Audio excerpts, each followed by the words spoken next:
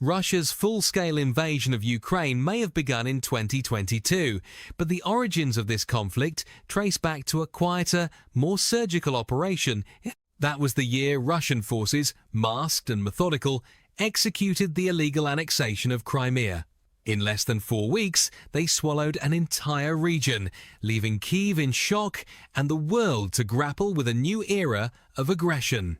Ever since, the dream of reclaiming the Crimean Peninsula, of its complete liberation and de-Russification, has burned at the heart of Ukraine's military and political soul. For over a decade, that dream has seemed distant. But now, at long last, the wait may be coming to an end, and there is surprisingly little Vladimir Putin can do to stop it. A prize Putin thought was secure.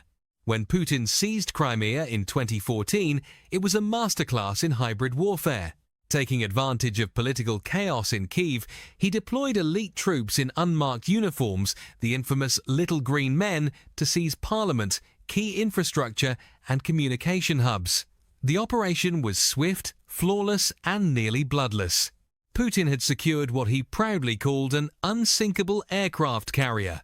Crimea, with its deep-water port of Sevastopol, is the key to the Black Sea. It gives Russia the power to project force into the Mediterranean and the Middle East, control vital trade routes, and exploit rich offshore oil and gas reserves.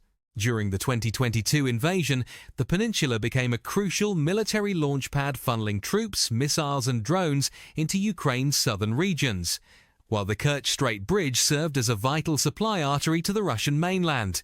But Russia was never allowed to rest easy on this conquered ground. From day one of the full-scale war, Ukraine made its intention clear. The liberation of Crimea was a long-term, non-negotiable objective. A strategy of attrition by other means. Ukraine couldn't afford a direct ground assault on Crimea. The front lines in Donetsk, Luhansk and Kherson demanded too much blood and steel, so instead, Kyiv fought a different kind of war, a systematic, patient campaign of isolation and degradation. The attacks began within months. Ukrainian drone crews struck Russia's Black Sea fleet in Sevastopol. Explosions rocked the Crimean bridge. Over the following years, the tempo increased. Warships were sunk at their moorings, Storm Shadow missiles obliterated coastal fortifications, kamikaze drones set aircraft ablaze, and air defense systems were picked off one by one. The iconic Operation Crabtrap in September 2023 saw a salvo of missiles hit the Black Sea Fleet headquarters, killing over 30 officers and wounding more than 100. To the outside world, these strikes may have seemed sporadic, isolated moments of Ukrainian defiance between long pauses, but each attack was a deliberate step in a larger design. Every radar destroyed, every ammunition depot obliterated, every ship sent to the bottom weakened Russia's grip. Ukraine was patiently preparing the battlefield, making Crimea more dangerous and more difficult to defend. The goal was to wait for the right moment to hammer home the advantage. The turning point. 2026. That moment is now at hand. The year 2026 has brought a dramatic shift in momentum. Ukraine has never been stronger. Its domestic defense industry is booming, with hundreds of new contractors producing innovative drones, missiles, and air defense systems. On the ground, February 2026 marked the first time since 2023 that Ukrainian forces retook more land than they lost. And a seismic political shift in Europe is about to supercharge Kyiv's war effort.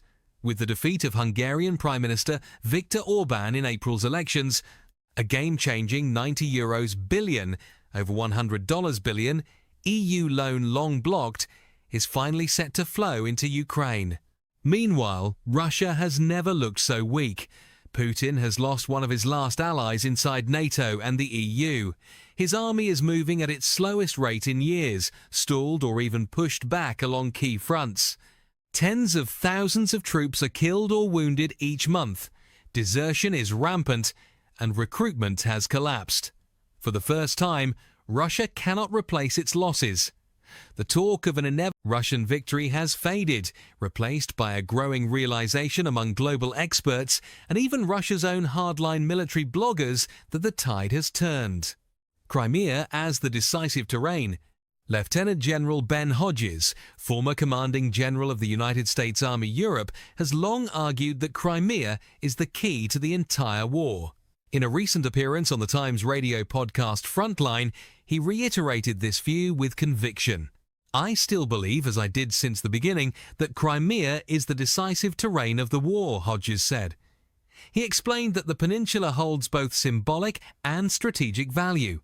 For Putin, it is a sacred place, an inseparable part of Russia. But practically, it is the platform from which Russia projects power across the Black Sea. If Ukraine were to recapture Crimea, the face of the war would change entirely. Hodges does not expect a direct amphibious assault, not yet, and perhaps not even necessary. Instead, he foresees a sustained campaign of escalating strikes against airfields, air defences, logistics hubs, and the Kerch Strait Bridge itself. "That big bridge is eventually going to come down," he stated unequivocally. The fall of the Crimean Bridge would be monumental. Although Russia has built a land bridge through occupied southern Ukraine, the bridge remains a critical artery for fuel, weapons, and ammunition. If it were destroyed, Russian forces on the peninsula would become isolated, cut off from a safe escape route and a steady flow of supplies. It would also be a staggering humiliation for the Kremlin, wiping out a $4 billion symbol of its ambitions. Severing the last lifelines. Ukraine is already raising the stakes. On the night of the 5th of April 2026, special units used drones to disable the Slavyanin, the last Russian railway ferry operating across the Kerch Strait.